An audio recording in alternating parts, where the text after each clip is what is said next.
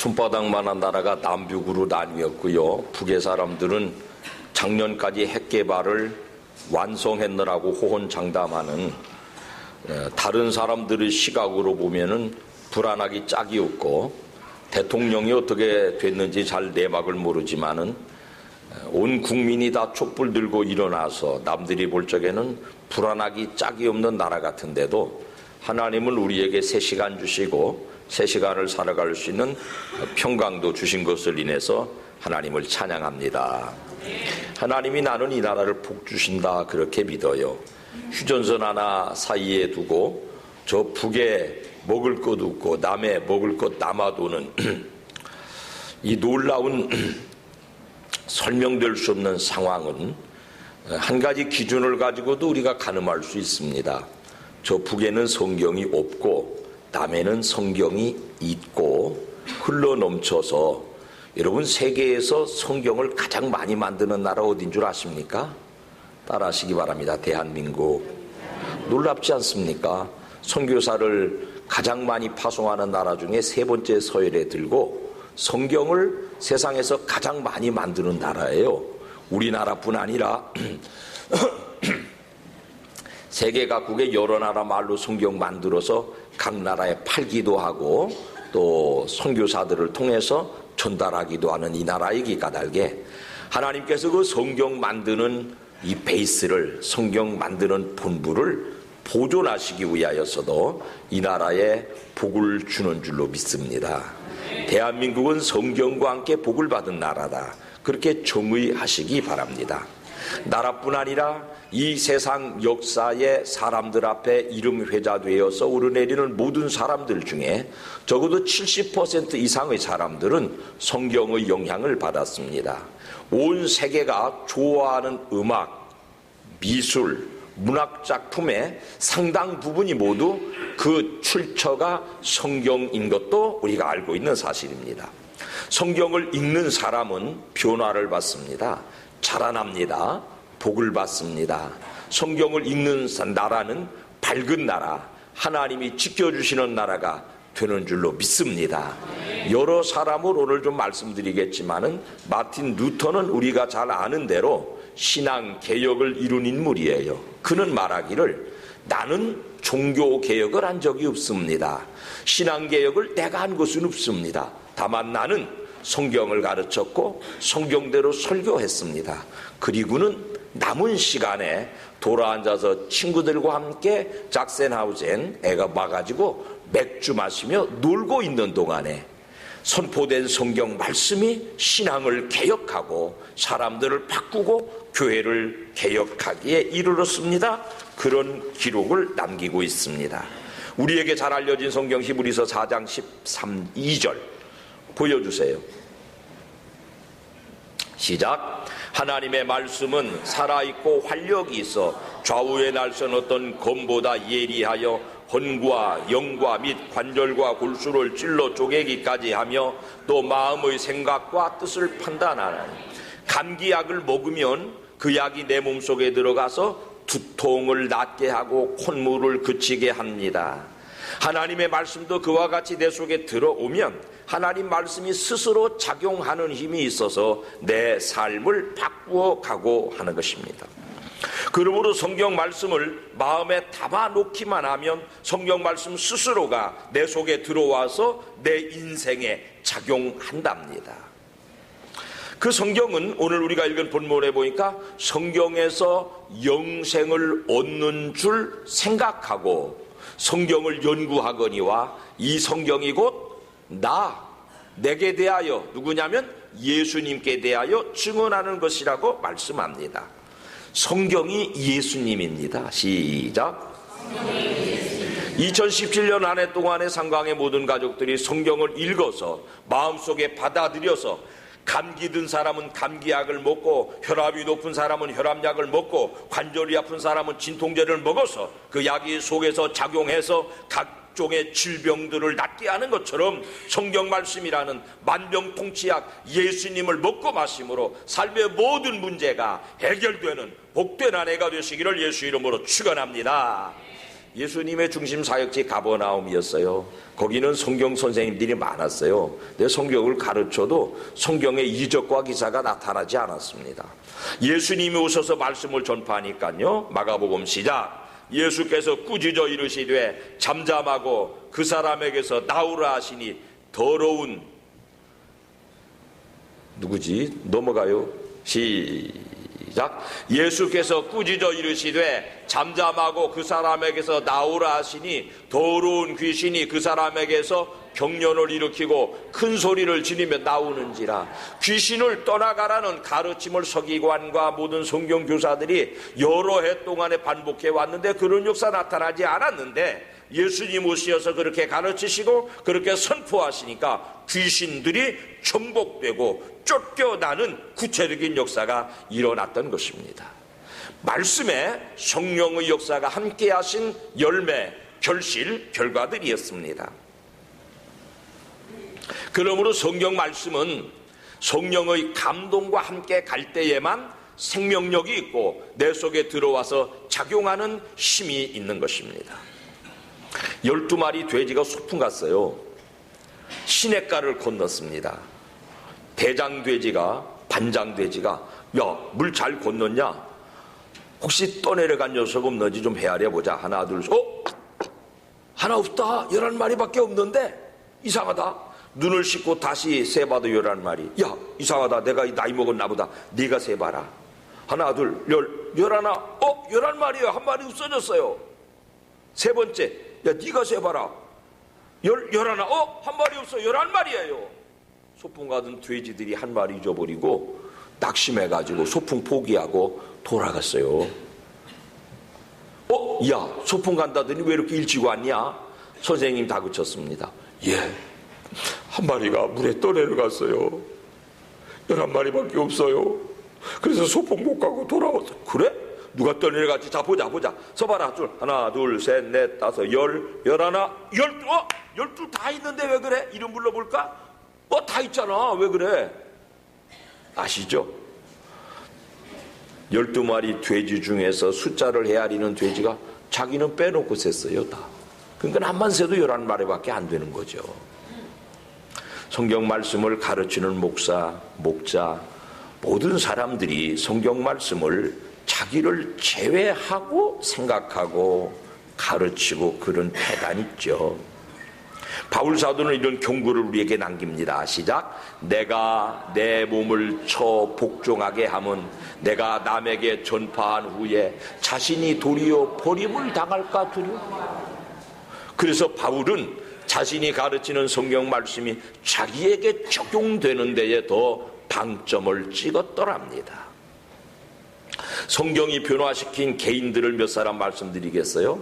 어거스틴은요, 기독교 역사에서 모든 연구되는 신학 학문들은 어거스틴의 연구의 한 편을 재생하는 것이다 라고 할 만큼 기독교 역사의 절대 지존적 인물입니다. 근데 이 사람 17살 먹었을 때에 사생아를 낳았습니다.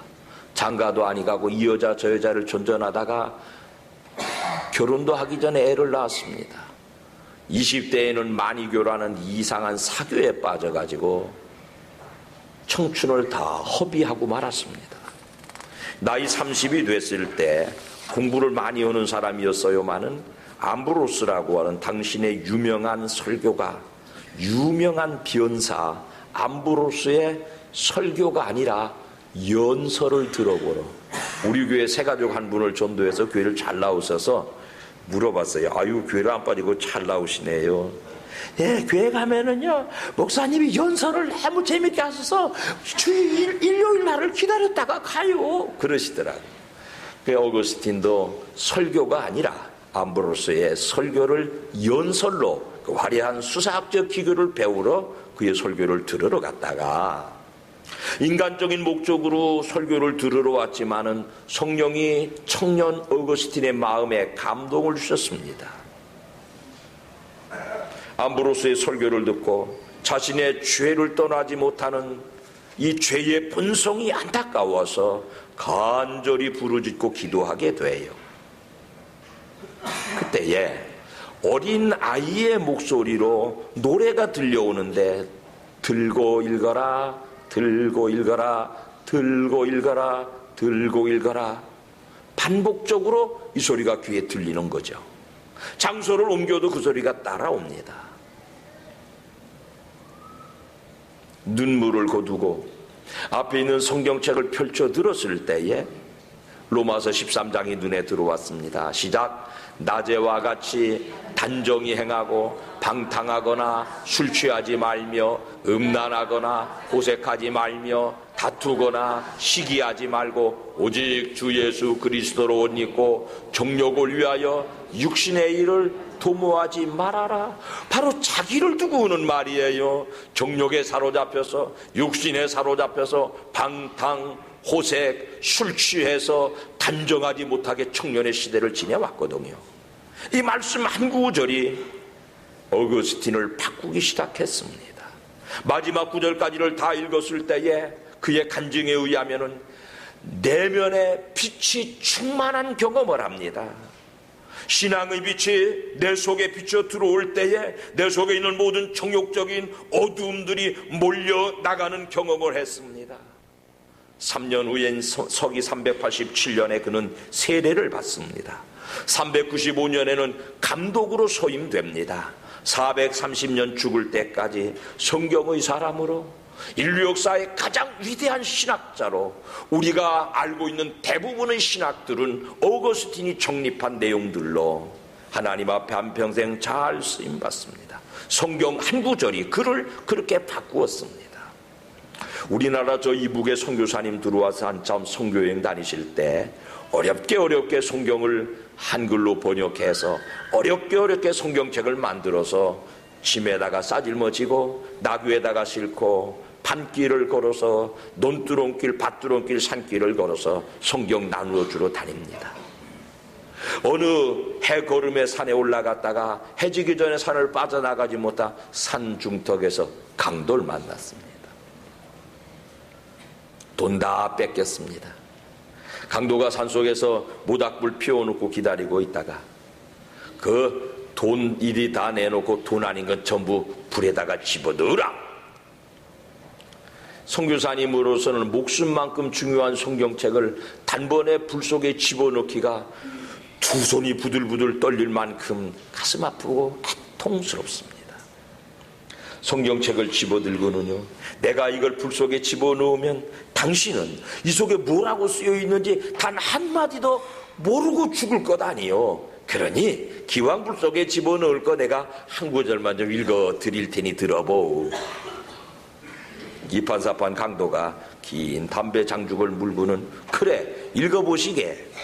마침 선교사님이 성경을 열어 시 23편 하나님이 나의 목자 되시는 그가 나를 푸른 초장으로 이끌어 주시는 하나님의 집에 대한 소망을 기록한 책을 조용히 읽어주었더니 강도가 듣더니 못 듣던 소리군. 참 신기하고 참 밝은 소리가 나는군. 그건 버리지 말고 여기다 집어넣게. 돈을 챙긴 자루를 벌려 구약 성경을 던져 넣었습니다. 나머진 다 불에 태워버리라고. 강도 선생, 이 책에도 무슨 소리가 쓰여 있는지 궁금하지 않소? 한 구절만 읽어보고 던집시다.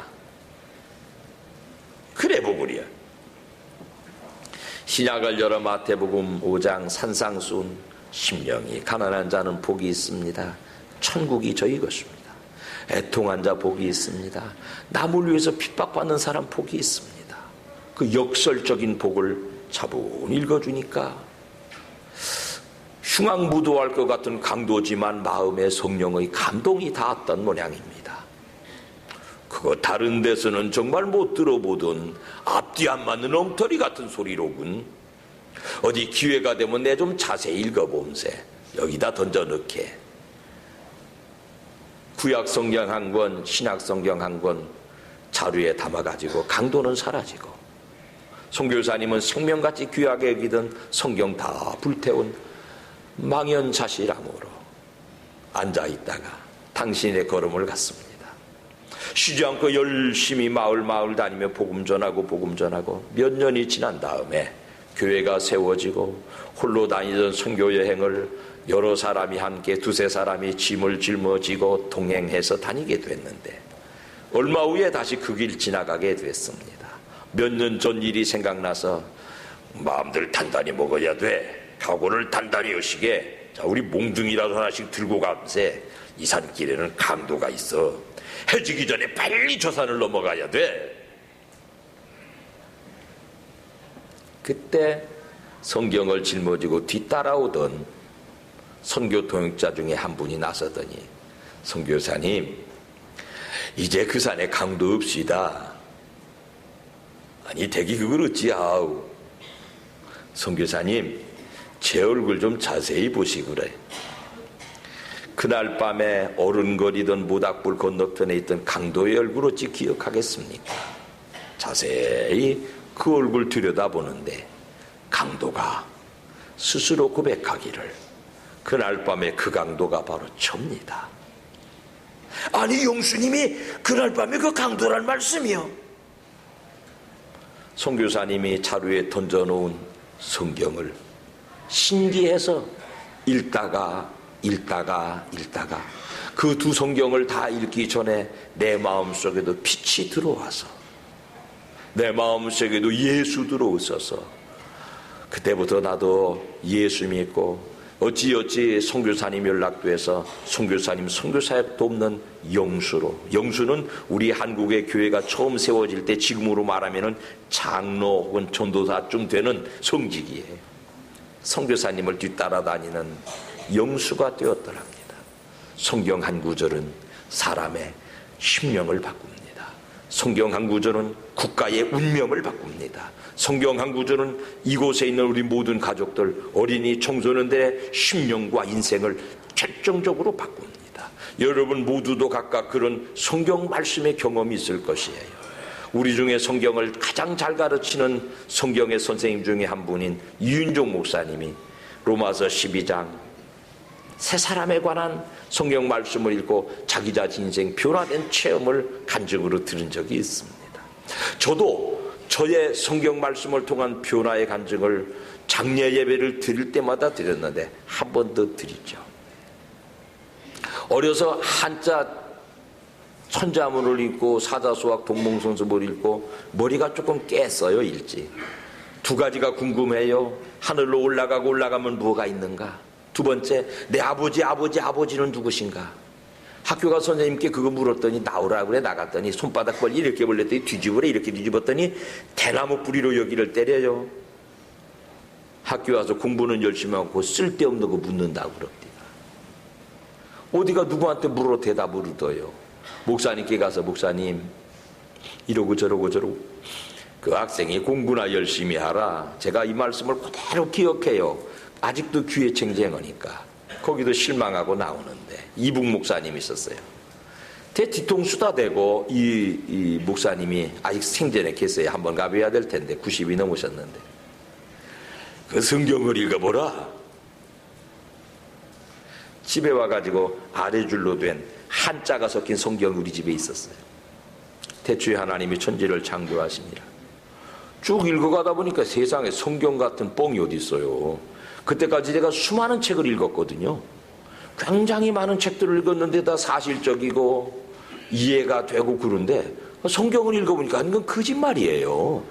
흙을 주물러 가지고 사람을 만들고 거기다가 숨을 불어넣으니까 그 사람 됐다니까. 에휴, 성경책은 이게 만화책도 아니고 이게 뻥이로구나. 그리고는 덮었어요. 그리고 이제 사춘기로 접어들어서 방황의 청소년기를 노두 광풍기를 들판에서 허랑방탕으로 시간의 소비로 지냈어요. 조상님들의 산소를 파서 이장할 기회가 있었는데요.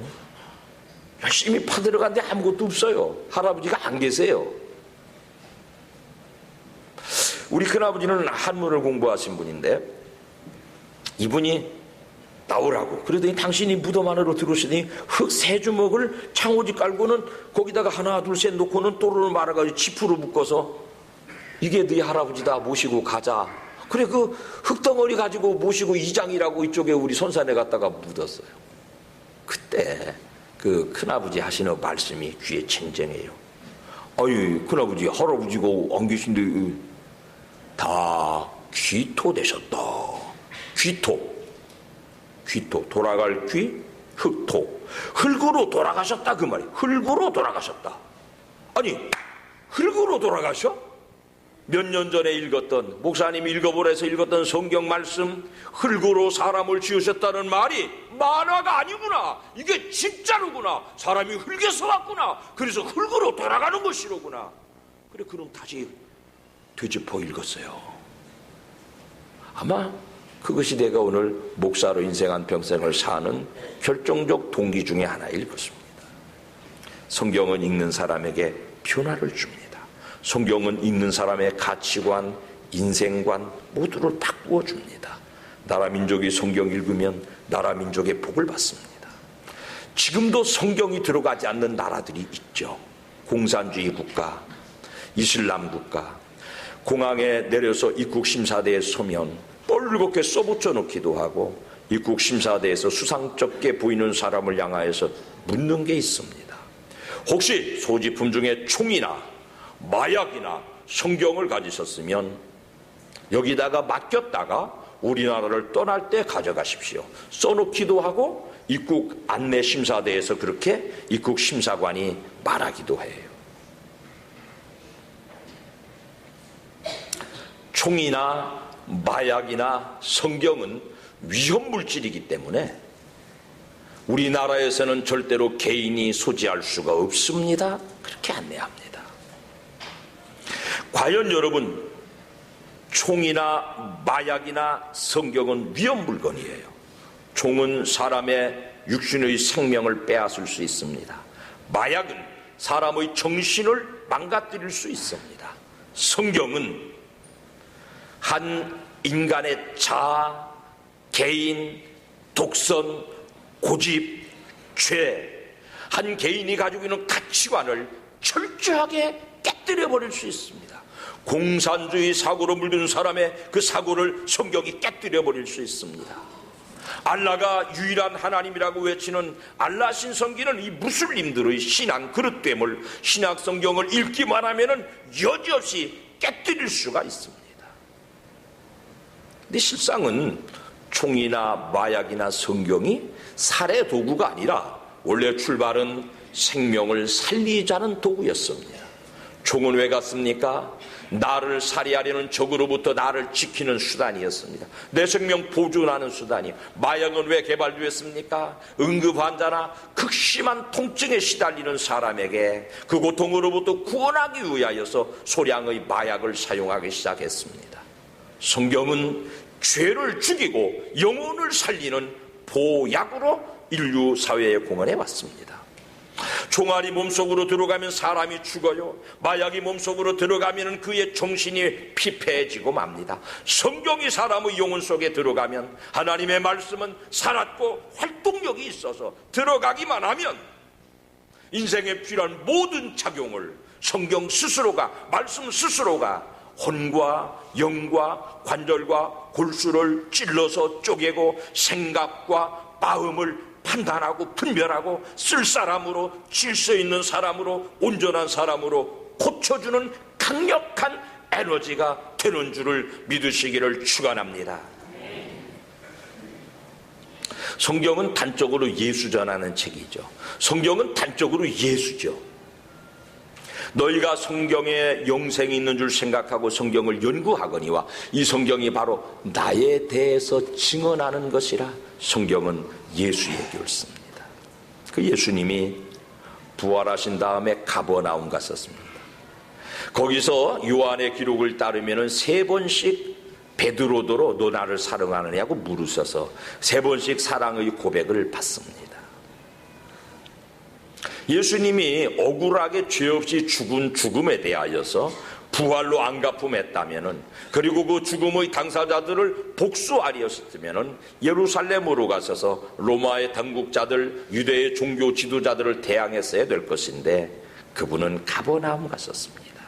부활하신 후에 가버나움에 가서 비겁하고 배신자고 초라한 과거로 되돌아간 그 무리들, 그 제자들에게 당신의 부활의 모습을 보여주시고 사랑을 다시 고백받으시고 사랑을 다시 선언하시고 부활의 길을 걸어 가신 발자국이 성경 안에 기록되어 있습니다. 이 시대에 우리가 성경을 읽는다는 것은 부활의 예수님 발자취 따라가는 거예요.